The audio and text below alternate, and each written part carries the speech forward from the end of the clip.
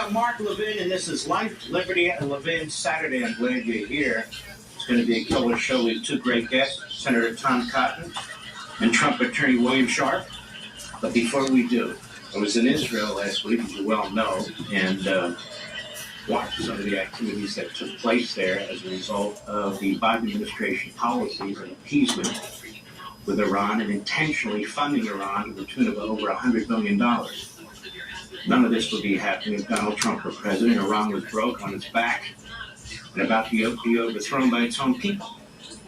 I keep hearing our own media, news people ask, these riots, these violent people at Columbia University or other universities and in our streets, and all the rest of it, who's funding these people? Who's funding these people? You know, it's a funny thing. I thought it was the job of the media to figure out the who and why. So I'll do it. And never again do I want to hear anybody in the media say, who's funding these people? First of all, I've done this before, but I'm going to do it tonight, and I'm going to expand upon it. You want to know who's funding these people? The Democrat Party and the terrorist regime. What? You have a fusion of Marxists. You have a fusion with Islamists. A complicated matrix and network of Democrat Party billionaires and millionaires and dark money, including Soros, including the Tides Foundation, among others, and you have Hamas funding, the Muslim Brotherhood, and others. Also a funding network, and Qatar, which is funding colleges and universities. In other words, the enemies of America. And this has had an enormous effect on our foreign policy toward Israel. Their attacks on Netanyahu, the goal to overthrow the Israeli government for the purpose of installing a puppet regime that will bend to the Democrat Party donors, Hamas, and the enemy of Israel, and it's all being done right in front of our eyes. And if we had a real media, we'd know a lot about it. So let me cobble this together from certain media reports and others and tell you what's taking place here. Unheard, a fantastic site. There's a piece by Park McDonald from just a few months ago, and I can't read the whole thing. The division between the activist left and the party establishment is little more than a politically useful fiction. In reality, the radical cadres are bankrolled by the same nexus of progressive oligarchs and dark money, that is, dark money slush funds that finance the party establishment. The DNC protest, for example, was organized by two progressive Jewish NGOs, Jewish Voice for Peace, and If Not Now, the same groups behind a rally pre-ceasefire protest at the U.S. Capitol, in which more than 300 people were arrested. Both groups are funded by an array of big money progressive donors, including George Soros, the Rockefeller Brothers Foundation, and the Tides Network. These are charitable wings of major financial institutions as well.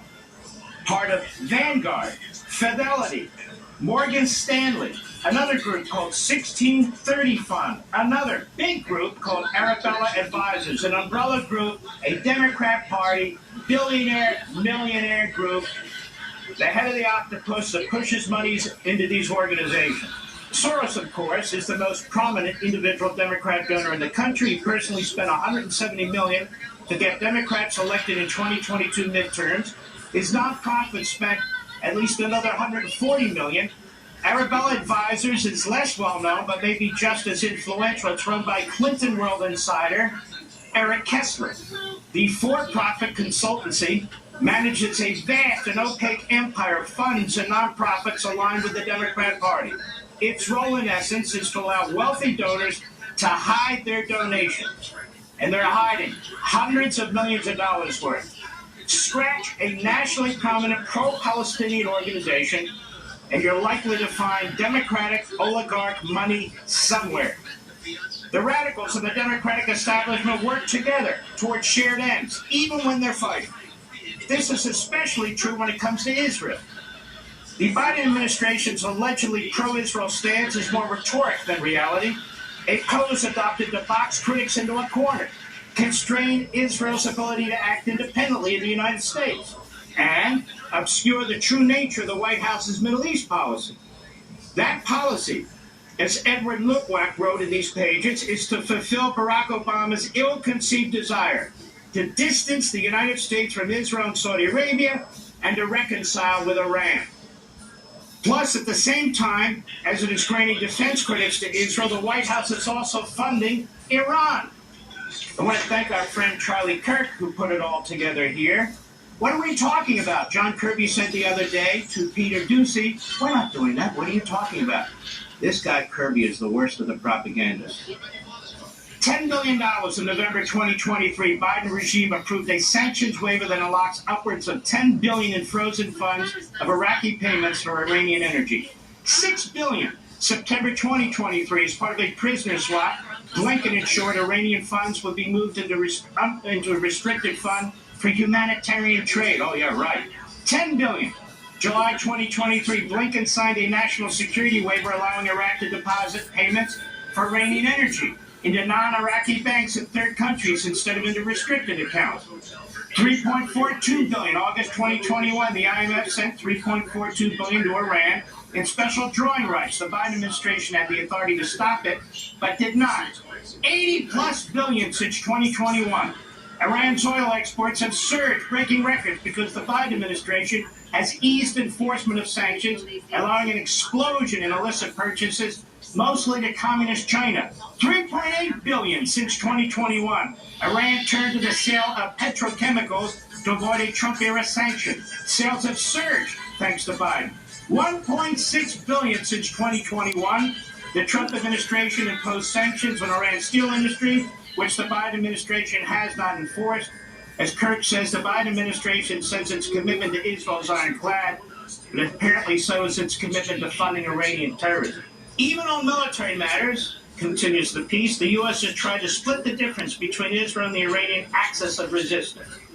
Since October 7, the latter, especially Iran and its prize proxy Hezbollah, has balanced vituperative criticism of Israel with claims that Hamas acted alone and demands that the U.S. restrain Israel from escalating beyond Gaza. The White House has complied, demanding that Israel not carry out any significant operations against Hezbollah in Lebanon, and leaking to the American press that it views Israel's relations to Hezbollah daily cross-border attack as an attempt by Jerusalem to create a pretext for a wider war that could draw the U.S. in. The U.S. has, moreover, publicly backed the Iranian and Hezbollah claims that Hamas acted independently and without their knowledge on October 7, despite early public assessments from former U.S. intelligence officials that the sophistication and complexity of the attack was beyond what Hamas could do on its own. And it's now been proven that Hamas had the backing and training of Iran. The U.S., in other words, has effectively boxed Israel in. Having been struck hard by an Iranian proxy, Israel can attempt to eliminate that proxy on an accelerated timetable at the cost of massive international outrage and to limited strategic benefit. But it is being prevented by U.S. from taking any proactive measures to reestablish deterrence against Iran. Even more recently, same thing. Now, read in this light, the oligarch-funded protests against Biden are somewhat less mysterious. They are, in fact, a useful form of kabuki. Biden pretends to be the best friend of Israel, that is, Israel has ever had, while the left pretends to hate him for it. Both sides benefit. For Biden, pressure from the left gives him leverage to turn around to the Israelis and say, you better listen to me, or I'll have to cave to my party's flank, while offering his party's Jewish and pro-Israel voters a show of the president's resolute commitment to the Jewish state, even as he courts Iran. And this pose is especially important in justifying the latter policy, since Americans remain overwhelmingly supportive of Israel and overwhelmingly hostile toward Iran and its terrorist proxies. The left, meanwhile, gets to demonstrate its principled independence from the Democratic establishment while setting the stage to extract concessions within the party and party-adjacent bureaucracies, set-asides for Arab, Palestinian, and Muslim staffers, a national strategy to counter Islamophobia, presumably be administered by professional anti-Islamophobia activists, and a general resetting of the Overton window for the next round of conflict. Plus, there's the continued channeling of nominally anti-system energies into a web of party-controlled nonprofits, which have already proven themselves adept at redirecting the righteous anger of America's radicals into a never-ending jihad against racists, MAGA extremists, and other deplorables. Well, what else do we have? December 7, 2023, from Fox. A nonprofit that has received donations from George Soros has been bankrolling groups who have hosted pro-Palestinian rallies, according to a watchdog group. The nonprofit San Francisco-based Tides Foundation has been given over $22 million for different causes. The Tides Foundation has then given millions to liberal organizations who have all organized pro-Palestinian protests, according to the Kaplan Research Center. Democrat Party, Democrat front groups, Democrat dark money, Soros, other Democrat billionaires and multimillionaires funding what you're seeing in the streets, as well as the Hamas funding network, as well as Qatar in our colleges and universities. Washington Free Beacon. Look at this. Community Justice Exchange, part of the Soros-funded Tides Foundation, solicits legal defense donations for arrested protesters. The protests, which took place in dozens of U.S. cities, including San Francisco, Chicago, New York City, Philadelphia, were organized by A15 Action, a newly formed group that worked to coordinate a multi-city economic blockade on April 15 in solidarity with Palestine, quote-unquote. The group's website directs users to a bail and legal defense fund hosted through Act Blue, the Democratic Party's online fundraising juggernaut. Shutting down bridges, getting into tunnels, all these things that disrupt you are funded by wealthy Democrats through dark money and front groups. Those who donate to the Fund Act Blue page says are sending money to the Community Justice Exchange, which provides, quote, money bail, court fees, fines, and other legal services to community-based organizations. The exchange is a project of the Tides Center, a left-wing dark money network funded by Soros and other left-wing billionaires. The protesters who organized the global event under the Title A15 targeted economic choke points. Economic choke points, with the express purpose of causing as much financial disruption as possible, according to their website. And it goes on. Your man Soros. Washington Free Beacon. October 18, 2023, Chuck Ross. Hundreds of protesters with Jewish Voice for Peace, and if not now, INN, infiltrated the Capitol to call on the Israeli government to issue a ceasefire in response to Hamas terrorist attacks on Israel. We refuse to stand by as the Israeli government commits genocide against Palestinians in Gaza, said Jewish Voice for Peace, which calls itself the largest progressive Jewish anti-Zionist organization in the world. It's Marxist and pro-Islamist. And the protest comes as anti-Israel, pro-Hamas groups call on lawmakers to pressure Israel to end retaliatory strikes against Hamas strongholds in Gaza. The Council on American Islamic Relations. This is a Hamas front group that was created in Philadelphia, funded by Hamas, that has as its purpose to pretend it's a modern civil rights Muslim organization with representation in our media, in the Biden administration, in the Democrat Party, a complete front group. More. Look at this. Washington Free Beacon. The son of left-wing megadonor George Soros has visited the White House at least 20 times since Biden has been president. This is a year old, so it's more than that. Alex Soros, who recently took over his father's Open Society Foundation, it funds progressive organizations. I hate this word progressive. It's Marxist organizations and Islamist organizations. Has held meetings with several senior White House advisors. He was named the new head of the foundation in June, announcing he's more political than his 92-year-old father. Open Society pours millions of dollars into Democratic organizations to help elect radical progressive prosecutors who are overseeing rising crime in American cities, like the one who's trying to put Donald Trump in prison as I speak. Now, Soros Alex is known for his connections with high-level Democrats. He's posted photos with Biden, Harris, Pelosi, and the like. There's more. The New York Post. The pro-Palestinian protests over the last months, where tens of thousands in the U.S. have chanted for the end of Israel, not merely a story of organic rage. They are also funded in large part by an uber-wealthy American-born tech entrepreneur, Neville Roy Singham, and his wife, Jody Evans. Since 2017, Singham has been the main funder of the People's Forum, which has co-organized at least 4 protests after 1,200 innocents were murdered in Israel. He's done more than that.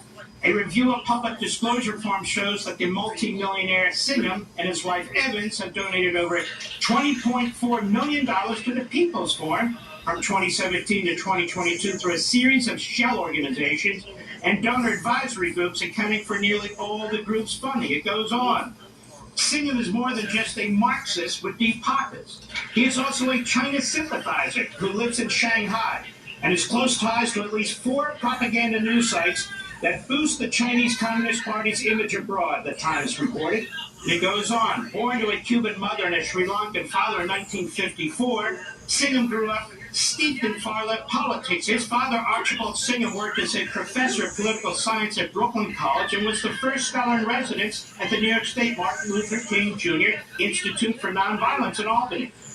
When he was 17, he joined the radical Marxist group and labor union League of Revolutionary Black Workers. And the following year, according to a 2021 blog by Singham, quote, like all disciplined cadre, I went to work in the factory.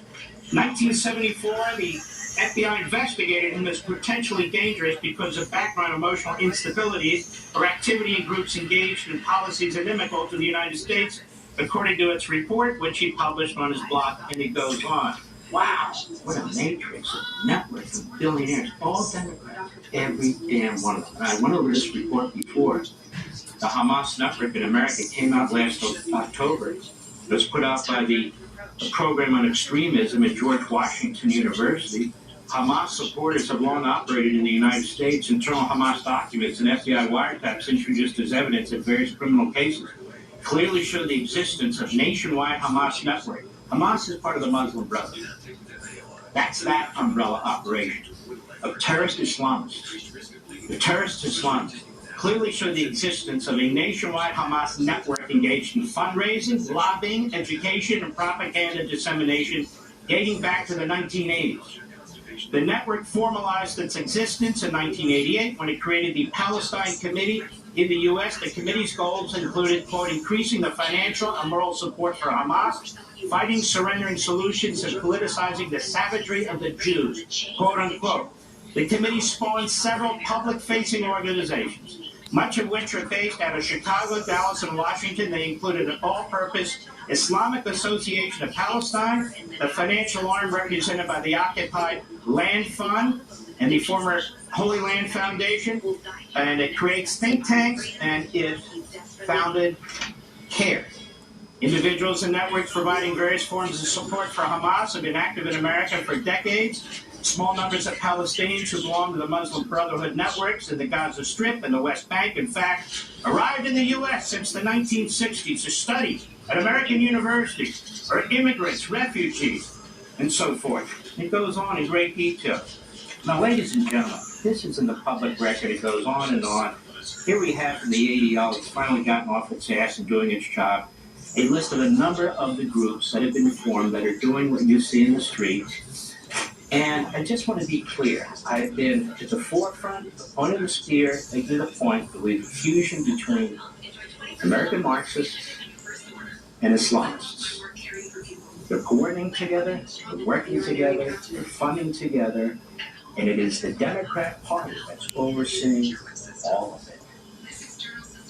And you can see the change in the Biden administration when it comes to Israel and the phony declarations about how he has Israel's back while he's sending over $100 billion directly and indirectly to Iran. He hasn't stopped that. Well, he's telling Israel, you're not to go on offense. Why is man Blinken, who is a Marxist ideologue, that's what he is. Go ahead and look it up. Look it up. It's out there. It's in the public record. He hires Robert Malley, a special pleader for Iran, who brings in individuals who are back-channeling with the foreign minister of Iran to negotiate for us on the nuclear deal. That's what's going on, ladies and gentlemen. That's who's funding the protest. This is who the people are. Now, media, report it and stop wondering why. I'll be right back.